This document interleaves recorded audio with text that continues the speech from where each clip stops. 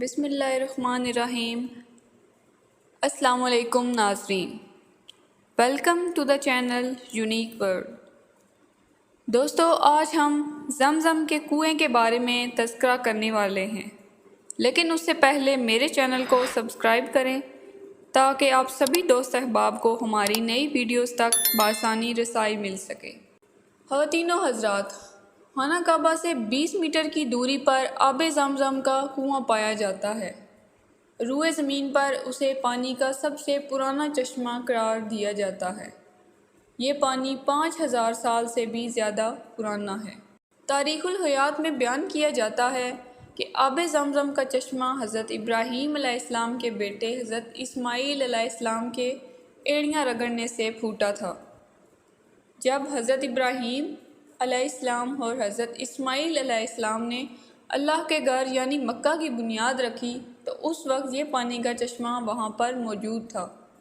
زمزم کا چشمہ اس وقت پھوٹا جب حضرت ابراہیم علیہ السلام نے اللہ کے حکم سے اپنی بیوی اور بیٹے کو مکہ مکرمہ کی چٹان والے میدان میں چھوڑنے کا حکم دیا۔ حضرت ابراہیم علیہ السلام کی بیوی حضرت ہاجرہ رضی اللہ عنہ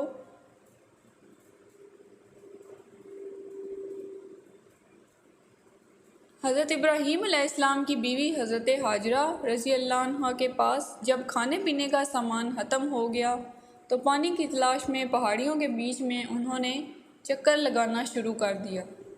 اس دوران جبریل علیہ السلام تشریف لائے اور اللہ کے حکم سے حضرت اسماعیل علیہ السلام کی ایڑیوں کے نیچے سے پانی کا ایک چشمہ جاری کر دیا گیا۔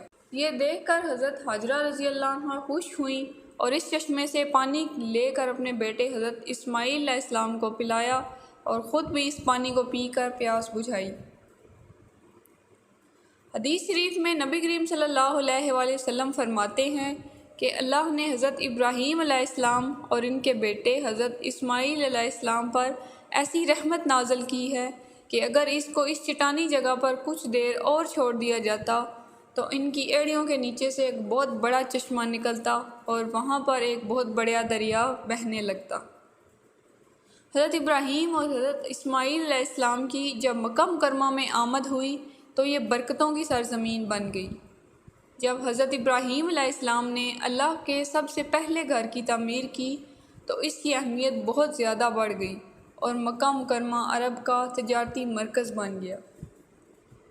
وقت کے ساتھ ساتھ کچھ سال کے لیے زمزم کا پانی سوکھ گیا تھا۔ حضور صلی اللہ علیہ وآلہ وسلم کے دادا حضرت عبد المطلب رضی اللہ عنہ نے خواب دیکھا کہ اس کنویں کو دوبارہ کھودا جائے، اور جب اس کنویں کو دوبارہ کھودا گیا تو اس سے پھر سے پانی نکلنے لگا اور آج تک وہاں پانی کا چشمہ جاری ہے۔ حج اور عمرہ کے لیے آنے والے لوگ ہر روز اس پانی سے استفادہ کرتے ہیں۔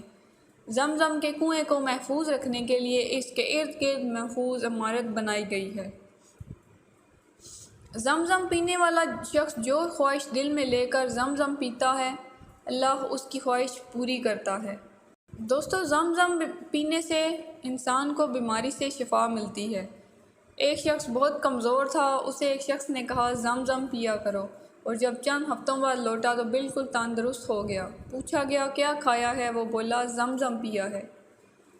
حضور صلی اللہ علیہ وآلہ وسلم زمزم کو بیمار کو پلانے اور اس کے اوپر چھڑکنے کے لیے کہتے تھے جس سے بیمار کو شفا مل جائے۔ زمزم پانی سے ہمارے جسم کے اندر کے حصے تندرست رہتے ہیں اور صحت میں اضافہ ہوتا ہے۔ زمزم میں کیلشیم اور وٹامن بہت ہی مقدار میں پایا جاتا ہے۔ زمزم پانی سے دماغ اور آنکھیں دونوں تر و تازہ رہتے ہیں۔ خواتین و حضرات، یہ تھی ہماری آج کی ویڈیو۔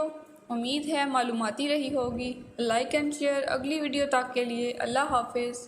السلام علیکم۔